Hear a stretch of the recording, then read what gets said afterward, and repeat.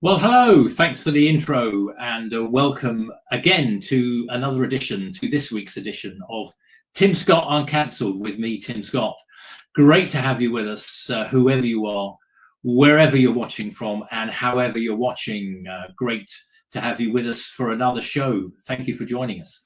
Yeah, so the format is that I say a few words first. And we've got some interesting issues to go through this week, as I trust we have every week. And we go through the papers. We look behind the front page.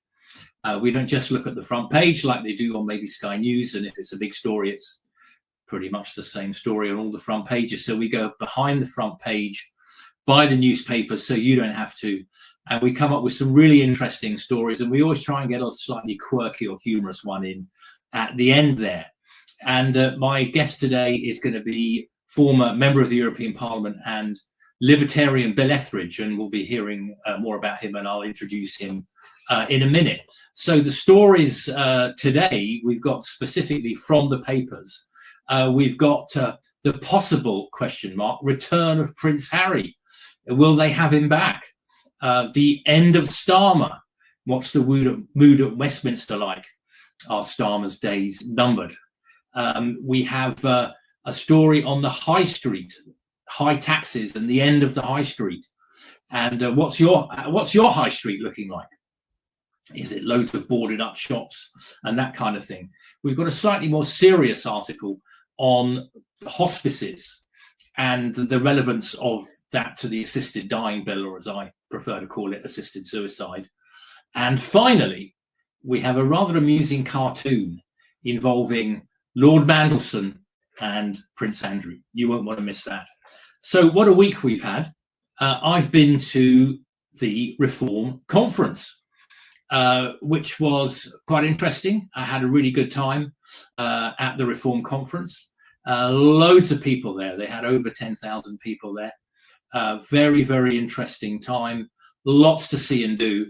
And yeah, here's a picture of the conference. It was reminded me of the Conservative conference back in the day when, you know, they actually had a conference rather than a corporate lobbying event. And members were actually putting forward and debating and voting on motions. There was loads of energy. I managed to arrive in a rather amusing taxi. And it was great. There was a real buzz. Here's the taxi I arrived by. No, only kidding. That was at the entrance as we came in. Looks rather good. I don't know whether that's the Nigel Mobile, but maybe we'll find out.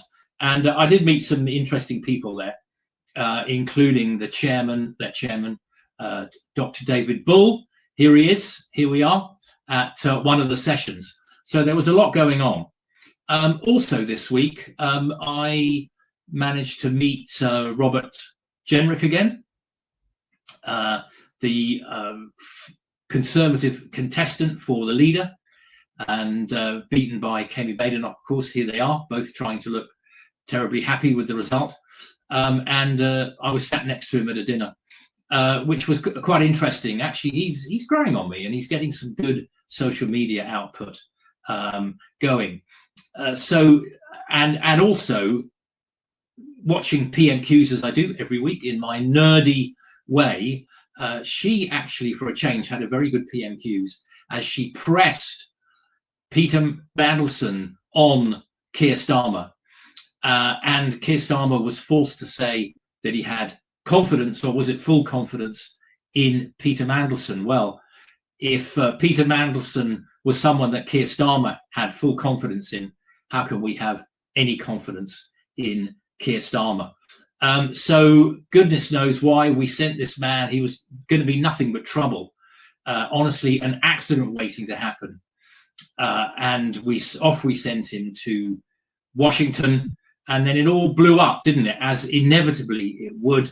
I would have put a significant amount of money on that. And here he is trying to explain himself. As a result of his behaviour and his illegal criminal activities. And secondly, I regret very, very deeply indeed carrying on that association with him for far longer than I should have done. And I regret very much that I fell for his lies. I fell and accepted assurances that he had given me about his indictment, his original criminal case in Florida, like very many people, I took at face value what he said. With hindsight, with fresh information, many years later, we realised that we had been wrong to believe him as a charismatic criminal liar. Very much indeed, I felt it like an albatross around my neck since his death in 2018 or 19. Okay, so you get the picture. There's Lord Mandelson attempting to explain himself. Okay, well, I think it's time for our guest today, and then we'll go straight into the Charlie Kirk story, of course, that's been pretty prominent this week for all the right reasons. And then we've got 5 stories from you for the press. So let's meet this week's guest, Bill Etheridge. Bill, former MEP and now Libertarian. Welcome to Tim Scott Uncancelled. Great to have you with us. Hi, Tim. Thanks for having me on. Much appreciated. Good stuff. And yeah, so why don't we let's start with Charlie Kirk. I mean, I know you've got a few things to say on this, and I think let's go straight into that. I mean, it really does seem like a blatantly targeted political assassination bill. So I'm happy to sort of hand the floor over to you for a little bit, because I know there's a few things you want to say about this. I see this as a pivotal moment in modern political history in the West. It's that serious. It's that big an issue.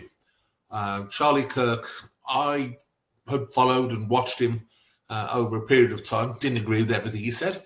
Of course, we're entitled not to agree with everything someone says. And that's part of what he stood for. But what I loved was the way that he took the debate to, if you like, hostile territory, to university and college campuses. Had an open discussion with people, spoke to them on their own terms, always held his ground, but was polite, well-mannered, charming while he did it. And this was a man who managed to make conservative values, traditional conservative values, come across as young and quite trendy. Christian beliefs, family man, rule of law, low taxation, less regulation, all of the good stuff, all of the stuff that anyone who would call themselves a conservative would really believe in. He was getting that message across to young people in a way that no one has been able to do for many, many years. And then to see, and I regret it that I saw the video actually of the shooting itself, that awful image. And by the way, whilst it's deeply upsetting, I don't agree with calls to censor it, because I want people to see the real horror of what happened on that day, and to see this bright, intelligent life force of a man who had so much ahead of him, who potentially was a future president, let's be honest, snuffed out in such a fashion has sickened me, horrified me, hurt me, upset me.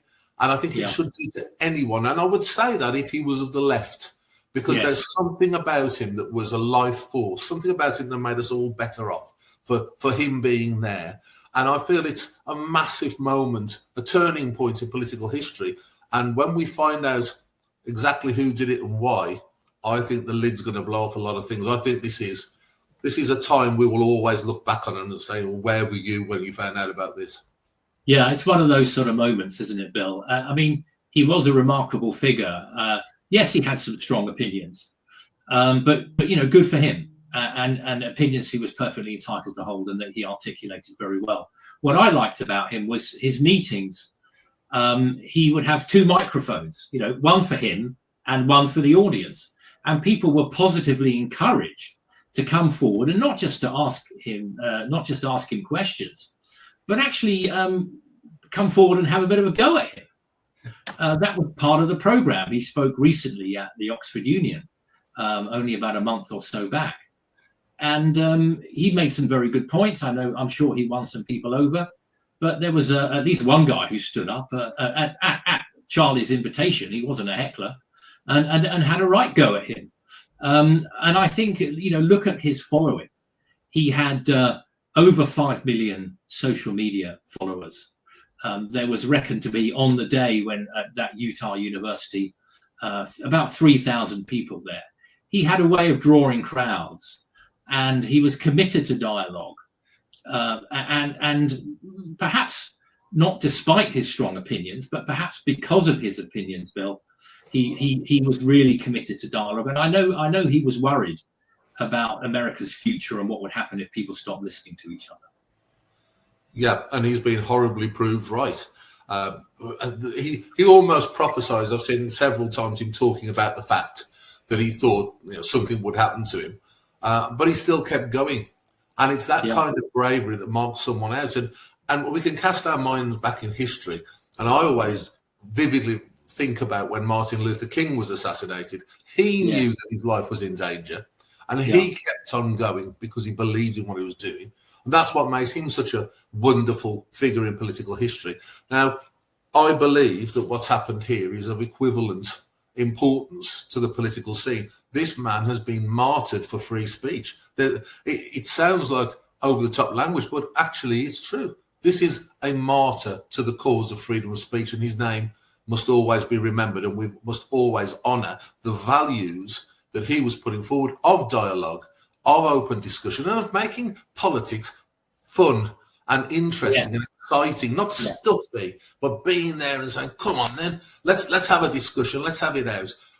We need more of that. And I hope rather than frightening people, it encourages more people to follow his footsteps and say, we won't be silenced.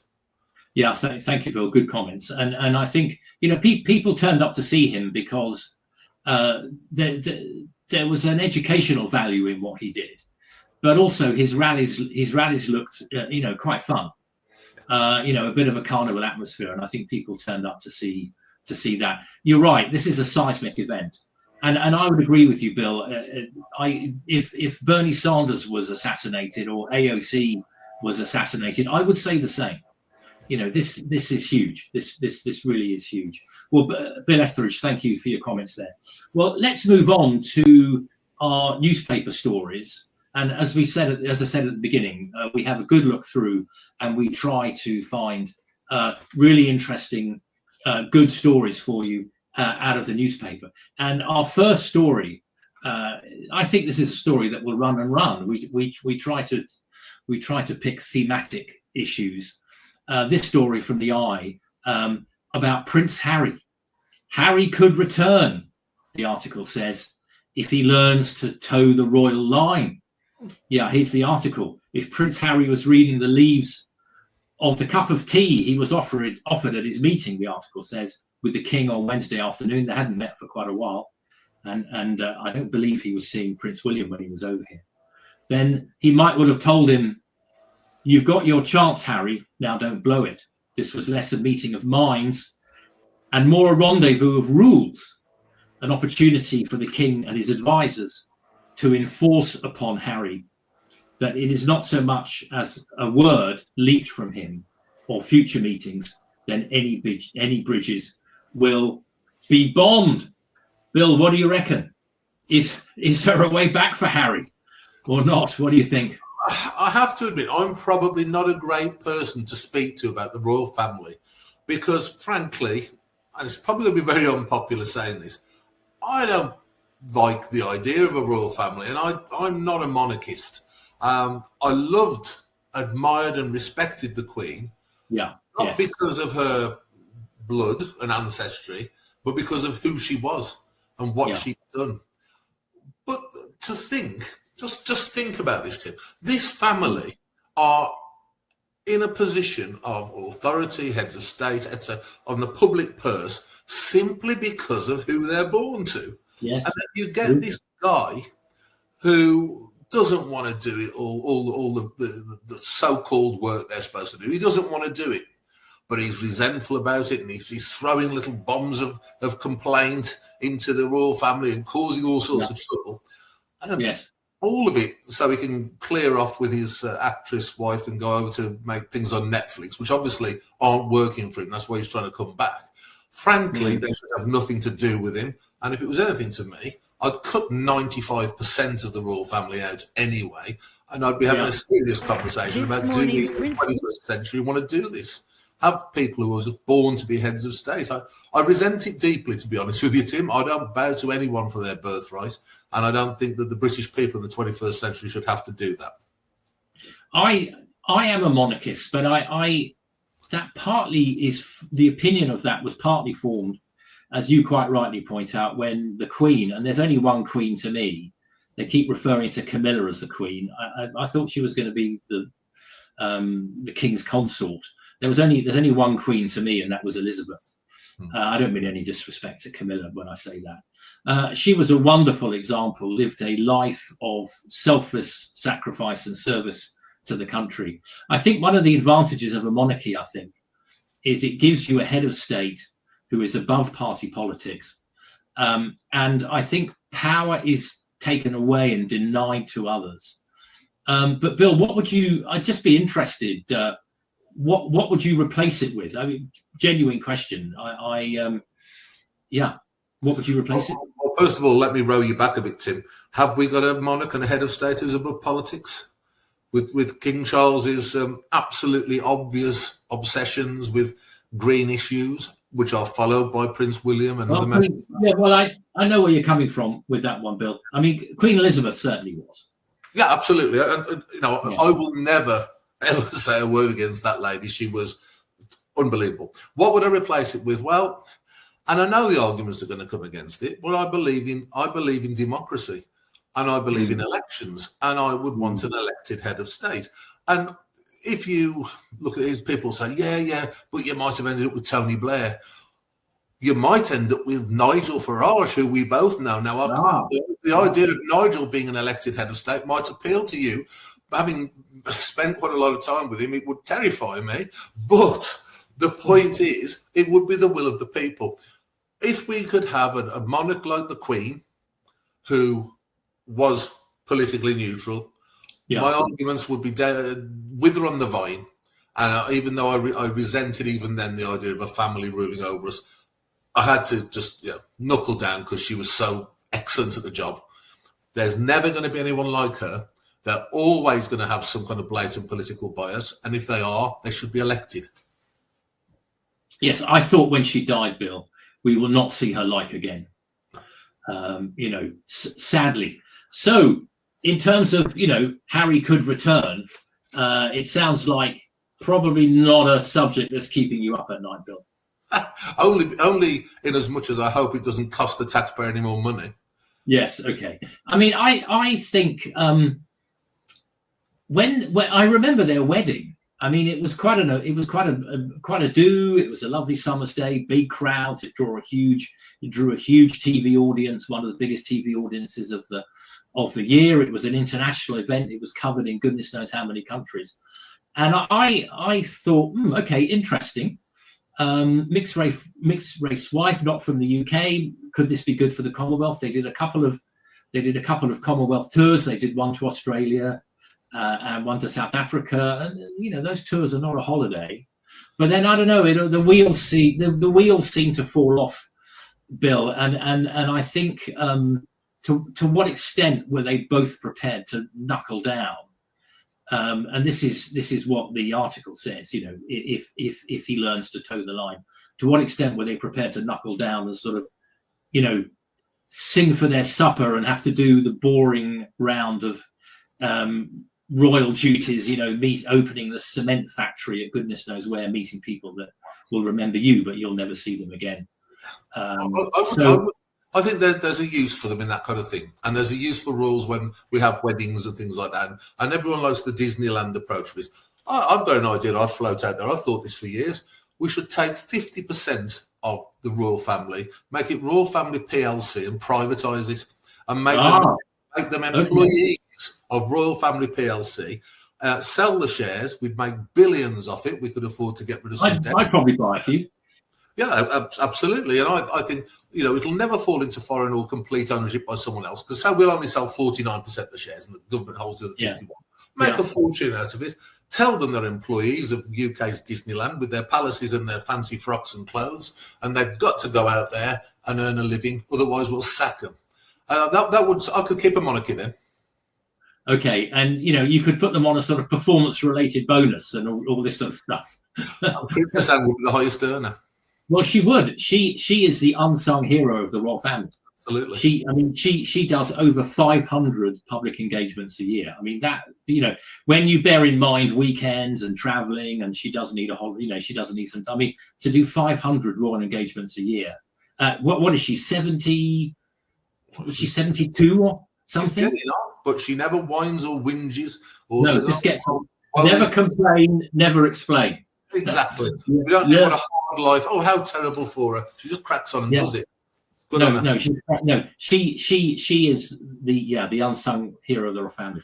Okay, Bill, thanks for your comments on that. Interesting that we have convergent views on the royals. Unfiltered, uncensored, unprecedented TV. Okay, so we're back with Bill Etheridge, and let's move on to the next story, which is from the Mail. And as I said, it's been a momentous week with all sorts of stuff going on, and particularly with Lord Mandelson. So we've now got this story from the Mail, a very interesting article written by the journalist Dan Hodges, and entitled, as we can see here, "In Westminster, there's an end of days mood around Starmer, like there was with Boris and Liz Truss." And then the article starts. So what changed? 24 hours ago, Starmer stood at the House of Commons dispatch box and sternly insisted the ambassador has repeatedly expressed his deep regret for his association with Epstein, and he is right to do so. I have confidence in him, and he is playing an important role in the UK-US relationship. Well, Bill, firstly, we're into phase 2 of Labour. How's it going? It's catastrophic, and it's probably even worse than people like me feared it would be. And I was expecting a disaster. They've lost control of everything. They've not only lost control of the economy and finances, which, let's be honest, Tim, you and I are probably a similar kind of age. We would probably have guessed that would happen from what happened in our earlier childhood years. Yes. But it's not just that. They've lost control of every narrative. They've lost control of sleaze within their government. They've had Mandelson in this position. Now, if anyone in the world was likely to be a bit of a dodgy character and a bad egg that's going to cause you trouble, it's Mandelson. And when the time comes for Mandelson to fall, he tends to have a habit of knowing where their bodies are buried and making other people fall with him. He's done it over and over again. It was ludicrous to appoint this guy. And it just shows, again, when we've got another senior political figure enmeshed in this Epstein stuff and sleazy, dirty, nasty, low-down behaviour, and it's just awful, the same thing all the time. They are enmeshed in all the things and worse that they criticise the Tories for. They're worse than that after 1 year in power. They've lost the economy, they've lost finances, they've lost the narrative, and frankly, they're going to go before the full term. There's no way that this will continue because we're slip-sliding really quickly into complete disaster.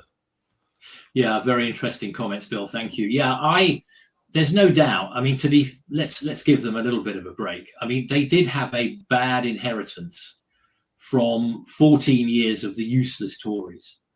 And I actually, no government has had, a bit like in 2010, to be fair, when Labour handed over in 2010, no government has had a good inheritance when no new incoming government has had a good inheritance or even a half decent inheritance on the economy and the public finances since John Major made way for Tony Blair back in 1997. That's true, Tim. But I would argue that the reason the finances are in a mess were the measures taken during the COVID period, which, if Labour had been in charge, would have been even greater or even worse. So, frankly, for them to claim, oh, well, we were given this bad situation, the Tories only did probably half as much as Labour would have done. And it was all squandered, wasted money, but Labour would have been much worse at it. So I don't think they've got a leg to stand on. Fair comment, I think. Yes, you could complain, the Conservatives handed over a Britain that was overspent, overborrowed, overtaxed. But Bill, you're right, it would have been even worse if we'd had Labour in. And they wanted even more harsh and punitive lockdowns, didn't they? Yeah, and lockdowns and the cost of everything to do with that period of time dwarfs everything else that happened during that 14 years in terms of the amount of money that was squandered, thrown away, wasted, the amount of disastrous effect on our country and on our whole way of life. Lockdown trumps everything as if nothing else counts. That's how big a difference it was. And Labour and the Lib Dems and all the other opposition parties would have gone further. So they can't say anything about it. And the trade unions wanted harsher lockdowns. Labour, they seem to be listening more to the unions than to business, Bill. And I think that's, for me, that's a big worry. I think lockdowns, the cost to the economy, the loss to the public finances, the direct cost of furloughing millions of people, and then the on top of that, we had to have a fuel bills bailout that cost another fortune. And at one stage, the BBC were even asking government ministers, would you be able to, when it looked like interest rates were going up, well, they were, will you be able to pay people's mortgages for them? And this whole impression has been created that the government has a bottomless pit of money and that they can bail out everybody. Well, of course, some would say, well, they bailed out the banks, didn't they? And that's probably a fair comment. But and this impression has been created that the government has an endless checkbook and can just spend all the money at once. And it was true back in the day. Go back 10 years, the government could borrow at very, very low cost. Well, not anymore, Bill. So, for the first time in a long time, I'm seriously worried about the future of our whole country, not just the economy and the public finances. We're in crisis, Tim. This is something unprecedented since the 70s, and we're in a structural state of overspending. How are we going to stop this happening? People have got so used to the overspending, to the massive waste, to the feather bedding of everyone's lives, that if someone came in and did a Mrs. Thatcher and said, look, we're going to run this like a housewife and look at the incomings and outgoings, the amount of cuts that would be required would be so vast, so huge, you'd get thousands of trades unionists, students, every other fellow traveller you want out on the streets complaining and protesting about it. So instead of that, we've got governments who don't grip the problem and allow us to continue on this decline, which has hastened since this incompetent government's come in, hastened this decline to the point where we have to be bailed out, and outside forces will force us to do the things that we should have been doing for years. Cuts. We need to cut, and we've got to get less regulation, try and find a way of more competitive taxation at the same time as cutting the vast state sector. We cannot carry on like this. It is not possible. No, you're quite right, Bill. And it was clear towards the end of the Conservatives' last term in government that the country was overspent. And really, I think one of Liz Truss's mistakes was that she didn't announce any savings in spending. And it was, and a bit like Gordon Brown coming up to the 2010 election. Rishi Sunak really should have been trimming spending. But of course, there's an election coming. You don't want to do that. So I think cuts will have to be made. I think you're quite right, Bill. Cuts will have to be made or they will be forced on us, I think. Okay, so thank you for that. And let's have a look at some of the other programs here on Unprecedented TV.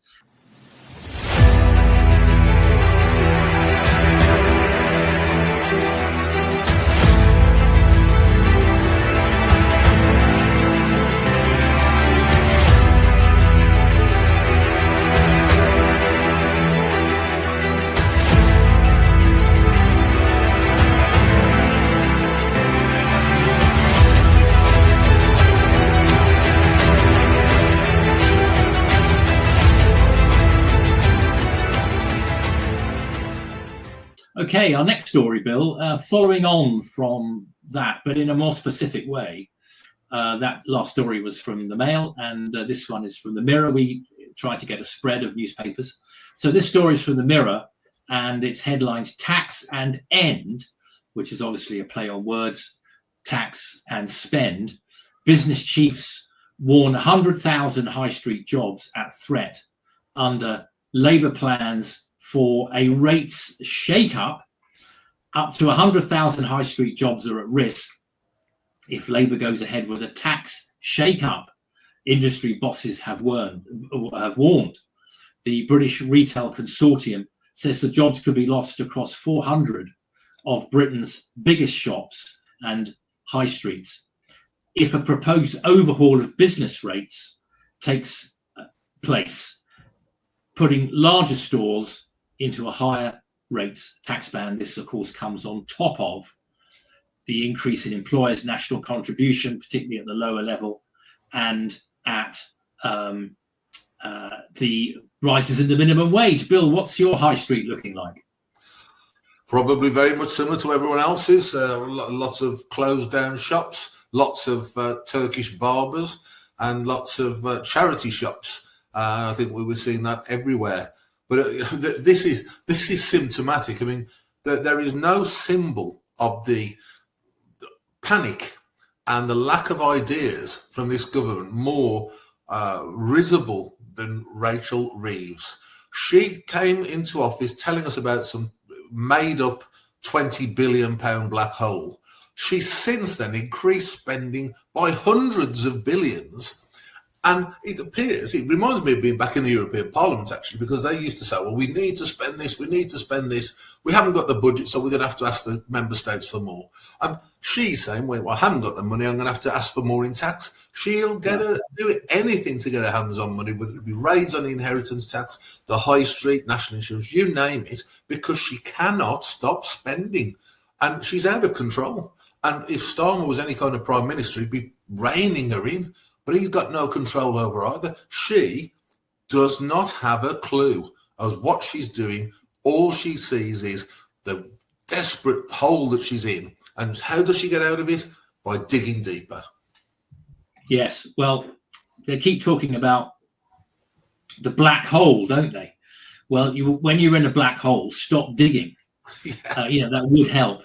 And this is one of the things that worries me about this Labour government the most, Bill, is where's the business experience? I mean, look at their front bench. Look who's in their cabinet. It's all lawyers, trade union reps, and career politicians. There's barely anybody in there who has worked in business or been self-employed, let alone started and run a business, where at the end of the month, you're sort of worrying, after you've paid all the staff, whether there's going to be any money left for you. Or if you're self-employed, you're not getting a regular salary every month. So this really worries me. Do they know how an economy works, Bill, how jobs are created and you can grow an economy and that generates more jobs and more tax revenue? Do you think they know? Well, I understand this argument about saying there's no business people on the front bench, and I subscribe to it. I mean, before and after politics, I've been involved in business to various degrees, and you need to understand it. But let's be honest, Tim, it's not like that they're in a vacuum. They can ask someone. Yes. They've got chambers of commerce and other trade organisations who are desperately trying to talk to them all the time. So one would assume that to get to the top of any organisation, you're going to be relatively intelligent. So you must understand that if you don't know something, you ask someone. It's not rocket science. So I don't believe it's a case that they don't know what business needs. I believe it's a case that they know what business needs and they've decided to throw that away because they couldn't care less. That's how I see it, because private business and private enterprise is against their whole ethos and their whole political beliefs. They'd much rather have a state sector of 99% somehow self-funding itself. That's what they're about. Private business to them is nothing but a burden and a pain and an anathema to their whole thought process. So you think there's a sort of an ideological kind of a blockage there that, they don't want to do what business needs. They see business as a bit dodgy, perhaps even evil, making a profit and exploiting the masses, all this sort of stuff. And we see this with this employment rights bill. You're going to have the right to sue for unfair dismissal from day one, and many of their changes have really hit these sectors hard. This particular article talks about the retail sector and the high streets. No wonder we have so many people out of work when we're bringing in millions from abroad. Many young people, their first jobs are in retail or in hospitality. Retail here is in working on the high street. And those sectors have been absolutely hammered by what's been going ahead. Okay, well, let's take a break now and let's look at some of the other great shows here on Unprecedented TV. And don't forget, folks, to like and subscribe. Thank you. This is all wrong. I shouldn't be up here. I should be back in school on the other side of the ocean. Yet you all come to us young people for hope. How dare you? Boring. Boring. Boring. Boring. You gotta work. Don't tell us what we're gonna feel. We're trying to solve a problem. Don't tell us what we're gonna feel. I'm not telling you. Because you're in no position to dictate that. That's exactly what we're doing. You're in no position to dictate what we're gonna feel.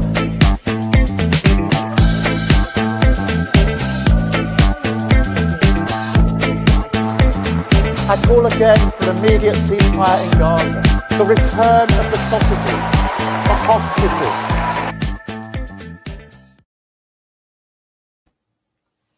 Okay, so we're back with Bill Etheridge here on Tim Scott Uncancelled. Okay, 2 more stories left and then we'll close the show, but there are a couple of good ones. Okay, so this story I think is a little bit more of a serious one. Hospices. This is from The Guardian. Hospices on financial brink as 40% plan to make cuts. And the story says hospices are on the brink and 2 in 5, so 40%, are planning to make cuts this year. Despite the importance of end-of-life care, if assisted dying becomes legal, the sector has warned before the first House of Lords debate on the legislation. Hospices UK, which represents the sector, said many were financially struggling and still in the dark about how to get funding for end-of-life care, how it will be improved, and when assisted dying legislation comes into effect. Bill, have you got any knowledge or any sort of hospices up your way? There's quite a few around here. I think they do a great work. Yeah, there are a couple near to me, and of course they do great work. And this is the kind of area where politicians need to understand what really is important to the people. This kind of thing where hospices are in trouble, partly because of the environment we're in and partly because of a new bill coming through, and they've not thought about how these hospices can deal with the situation. It's very saddening, and especially for those of us who have members of our families who are potentially going to be needing the use of hospices in the near future. To think that in a country where so many hundreds of billions of pounds are frittered away, thrown away, splashed around, and organisations doing this kind of excellent work are even having to think about money is frankly offensive. I think it's shameful. Yeah, we've never quite managed to square this circle, have we? With trying to marry up the NHS with social care, and you get people stuck in hospital and taking up a hospital bed because there's nowhere to discharge them from because they can't get the right kind of care. It really is a wonderful sector. It mentions assisted dying here, Bill. I just appreciate your view on that. It's a very difficult one for me. I am of a libertarian leaning, and I tend to think that if people no longer want to be here, then there should be some way to facilitate that. However, I don't like the idea of anything to do with the state being involved in whether people live or die. And it's you know what, Jim. Not enough people in politics say this, and I'm going to say it. Now, I say the same thing when it comes to questions about abortion as well. I don't know the answer. I don't know enough to pontificate on a subject like this because I, as a man, am torn. I see both sides of the argument, and I just cannot decide which side to come down on. Now, you won't hear that from me very often. You've probably never heard that from me very often before. But I don't. But I just don't believe. I think sometimes, in politics, when there's an issue like this, there's got so many implications, both theological, political, every which way there is. Sometimes you should just say, "Look, guys, I'm as torn as the rest of you, and we need to look at this and discuss it more." I'm a little uncomfortable with a Labour government putting through an assisted dying bill because it's going to have more state control than I would like. I'm just, instinctively think that. But I feel torn on it, Tim. I'll be straightforward with you. This is one area where you will find me on the fence and agonising over the answers because I just don't know which way to go on it. Yeah, my big concern about it, Bill, is, of course, if somebody's in a really, really horrible, horrendous situation, you can understand why they or their relatives might want to take this route. But my worry is, give it a few years and we will have people being, shall we say, encouraged to go into this direction. I'm interested to hear you say about, opinions. People like you and I, Bill, are really short of an opinion. And there's one area where I've sort of kept out of it, and that's the whole, let's not get into it now, but this whole vaccine thing, it's such a complex area, unless I have a couple of days to sit down and do some study on it, I'm probably a little bit like you on this assisted. Well, on that one, I'd say I'm pro-vaccine, anti-jab. Yeah. I think that's an easy way to define it. Yeah, very, very interesting. I wouldn't. I've recently had the shingles jab, just for the record. Because I saw my mother-in-law in her 70s. She got shingles, and it was absolutely devastating because it's not just physical; it's also neurological, and it really hastened her decline. So anyway, last story of the day, and finally, as they say, last story of the day. And it's a cartoon from the Times. And here we have the royal dinner coming up with Trump's state visit. And the flunky there is saying to the king, "Who do we invite in place of Lord Mandelson?" And Ed Davey has already announced, opportunistic Ed, I call him, anything for a bit of publicity, throwing himself off a waterboard or doing a bit of abseiling, or what was it, jumping over fences on a wooden horse. He's already said that he will boycott the dinner. But guess who is tapping the king on the back for a seat at the top table, Bill? Well, Prince Andrew there lurking away. Yeah. Yeah. Very interesting. We discussed Mandelson and Epstein earlier. Epstein must have been very, very well connected, because in his disastrous interview with Emily Maitlis, when she said to him, "Do you regret your association with Epstein?" He should, of course, have said, "Yes, dreadful man, wish I'd never met him," which is kind of the line that Lord Mandelson tried to take, but it didn't work out for him in the end.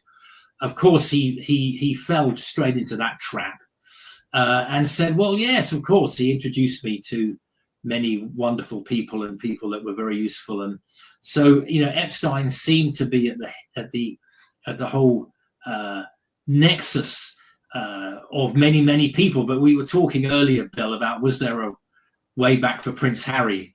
I think we can say with some confidence that the route for Prince Andrew back into public life, I think, is pretty firmly closed off. Well, I think if Prince Andrew finds his way back to the top of the monarchy or there or thereabouts, us Republicans like me might well have our day. I don't think there's any chance whatsoever of that, and quite rightly not. Even a monarchist like me, Bill, I think would have to agree with you there. Okay, well, look, Bill, great to have you on. Great to see you again. Great to have you back on the show. Folks, thank you so much for watching. It's been another episode of Tim Scott Uncancelled with me, Tim Scott. Please follow Unprecedented TV on YouTube to like and subscribe. So that's this week's episode, and we'll see you next time for another episode of Tim Scott Uncancelled.